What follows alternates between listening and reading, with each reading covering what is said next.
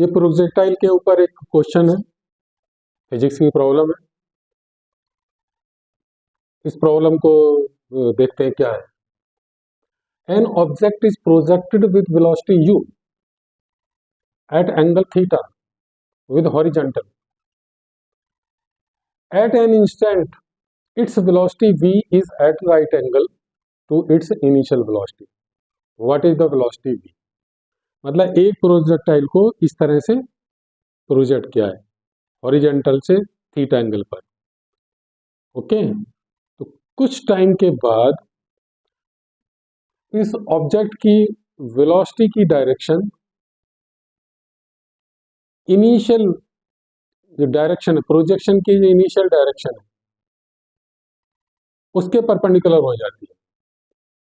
मतलब कुछ टाइम के बाद में जो वेलोसिटी की डायरेक्शन है वो इनिशियल वेलोसिटी की डायरेक्शन के परपेंडिकुलर हो जाती है, तो वो वेलोसिटी आपने निकाला।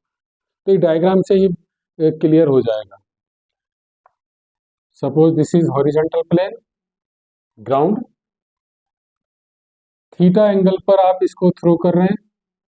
When an object is projected at some angle with horizontal और with vertical, it moves along a parabolic path। इस तरह से इस पाथ को फॉलो करते करते हुए ये ऑब्जेक्ट मूव करेगी। इनिशियल वेलोसिटी इसकी u है और इसका एंगल, इसकी डायरेक्शन हॉरिजॉन्टल प्लेन से कितना एंगल बना रही है, थीटा। ये this is a line along the direction of projection। कुछ टाइम के बाद में इसकी वेलोसिटी, इसके मोशन की जो डायरेक्शन है इस डायरेक्शन के, ये जो initial direction, direction of projection है उसके परपेंडिकुलर हो जाए। तो हम क्या करें,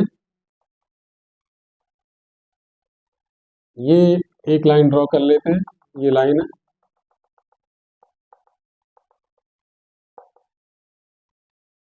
यहां पर इस पॉइंट पर यदि टेंजेंट ड्रॉ करते हैं तो ये टेंजेंट इस लाइन पर, जो प्रोजेक्शन की डायरेक्शन के अलोंग लाइन है, उसके परपेंडिकुलर होती है। यहां पर मान लीजिए इस पॉइंट पर इसकी वेलोसिटी है v, velocity v।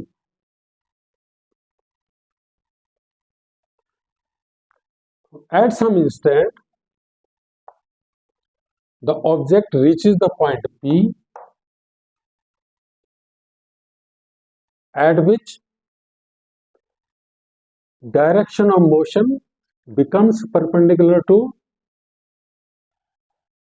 the direction of projection। तो इस वेलोसिटी का मैग्नीट्यूड फाइंड आउट करना। ओके,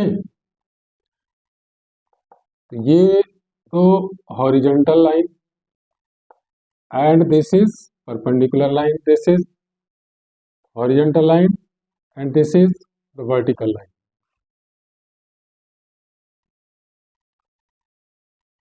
अब यहां पर देखिए, थोड़ा सा ज्योमेट्री हम यूज करेंगे। इस लाइन के ऊपर ये लाइन परपेंडिकुलर है,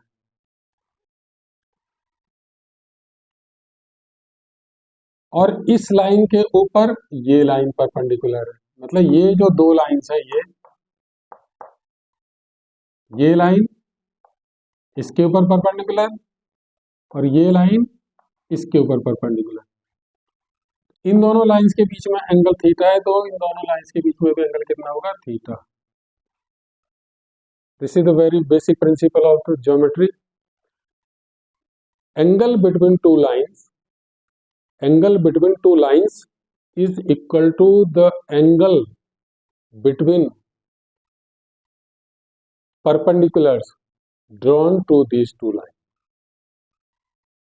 दो लाइंस के बीच में जो एंगल है वो वही एंगल होगा जो उनके ऊपर ड्रॉ किए गए परपेंडिकुलर्स के बीच में है। इसके ऊपर ये परपेंडिकुलर, इसके ऊपर ये परपेंडिकुलर, इन दोनों लाइंस के बीच में एंगल थीटा है, इन दोनों लाइंस के बीच में एंगल थीटा होगा। अब इस वेलोसिटी v का कंपोनेंट, हॉरिजॉन्टल कंपोनेंट हुआ v, हॉरिजॉन्टल कंपोनेंट हुआ v sin थीटा, और ये वाला कंपोनेंट ये इस डायरेक्शन वर्टिकली डाउनवर्ड डायरेक्शन में कंपोनेंट हुआ v cos थीटा। इधर आप देखिए at the time of projection, at the time of projection horizontal component u cos theta और vertical component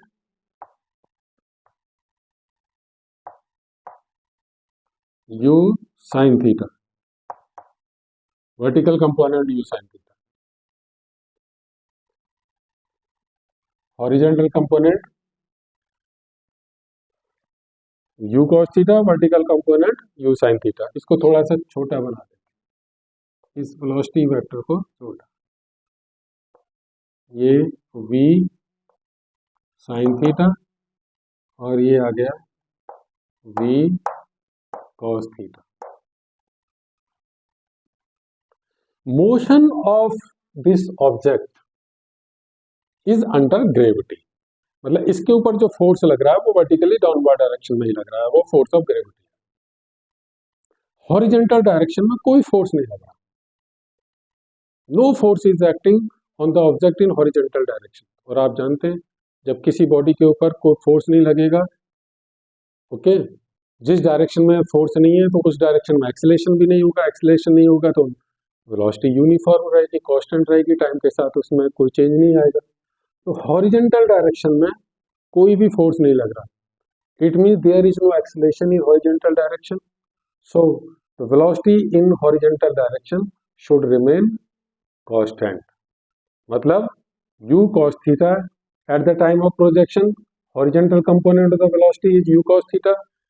At this point P, horizontal component of velocity is v sin theta. दोनों same होने चाहिए। मतलब क्या, v sin theta is equal to u cos theta.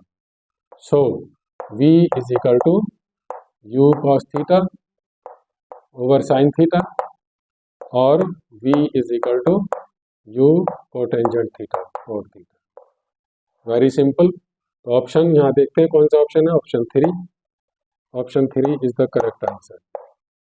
Okay, तो मुझे लगता है ये समझ में आ गया होगा, कोई ज़्यादा इतना कोई डिफिकल्ट क्वेश्चन नहीं था, इसको सॉल्व करना आसान था, इसमें बस थोड़ी हमें ज्योमेट्री यूज़ करनी पड़ी। Okay, thank you so much.